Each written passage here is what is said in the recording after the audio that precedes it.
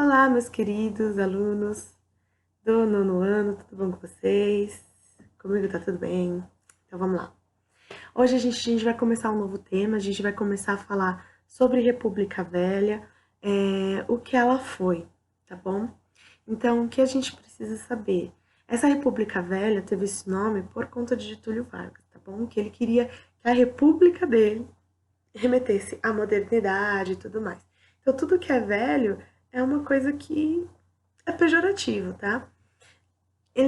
Esse período aconteceu de 1889 a 1930 e é conhecido também como Primeira República, tá bom? A República ela aconteceu por algumas questões.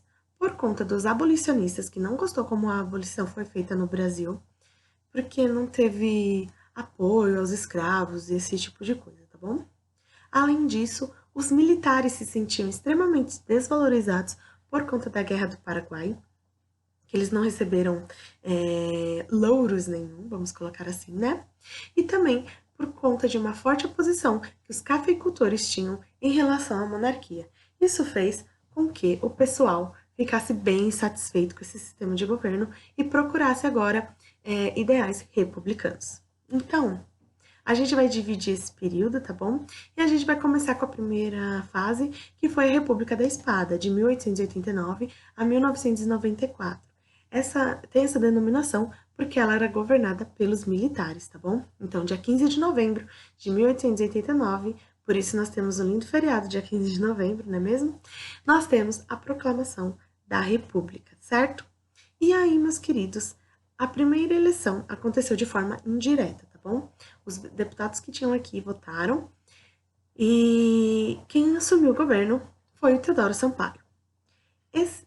O que você precisa saber dele é que as províncias passaram, né, a ser estados.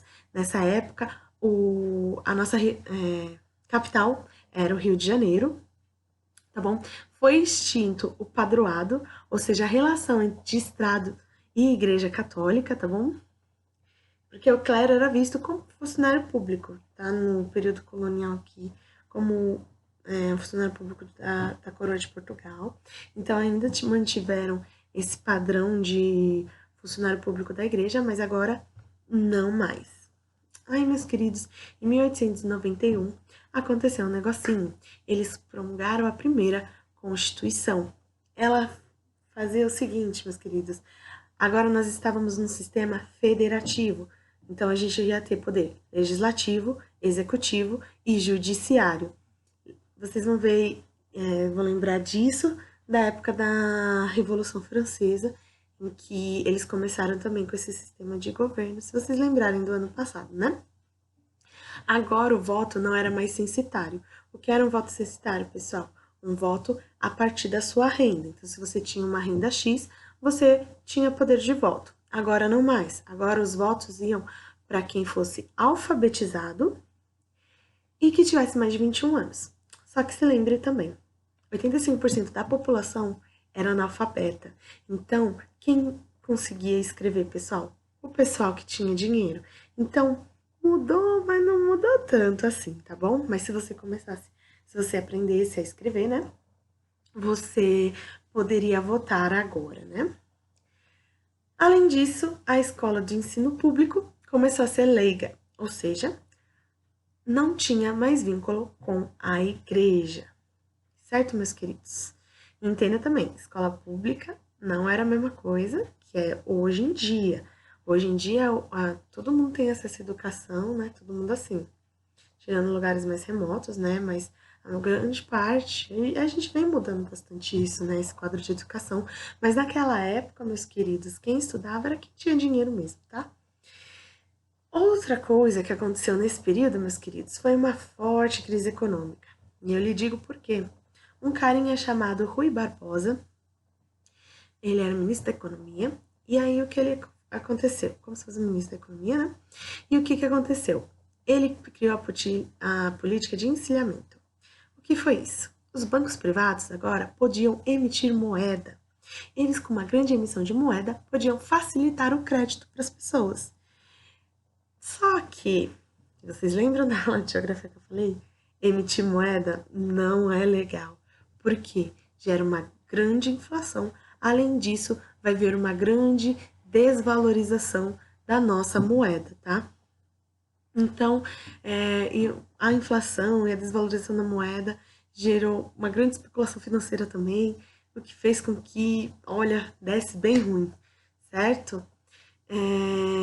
Então, não foi legal e acabou gerando essa grande crise econômica.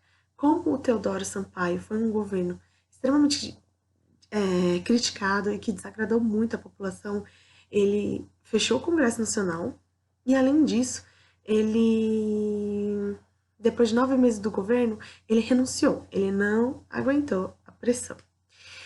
E aí, o que aconteceu, meus queridinhos? O vice dele era Floriano Peixoto. Esse cara foi conhecido como Marechal de Ferro. Por quê? Teodoro já tinha enfrentado uma revolta na Marinha, tá bom?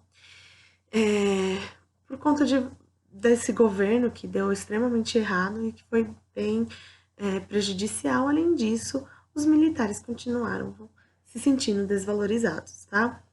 Então, aí quando o Floriano assumiu, ele recebeu uma outra revolta e, como o próprio nome já diz, ele enfrentou com mãos de ferro, tá? Então ele foi extremamente violento nessa revolta e foi bem terrível para esse povo que se rebelou contra isso.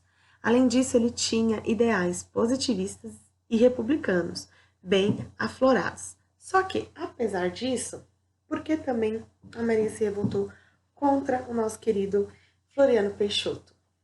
Porque, meus queridos, na Constituição dizia que se o presidente não pudesse mais governar, não quisesse mais, ou acontecesse alguma coisa que ele tivesse que sair do poder, em menos de 2 anos de mandato, precisaria ter novas eleições.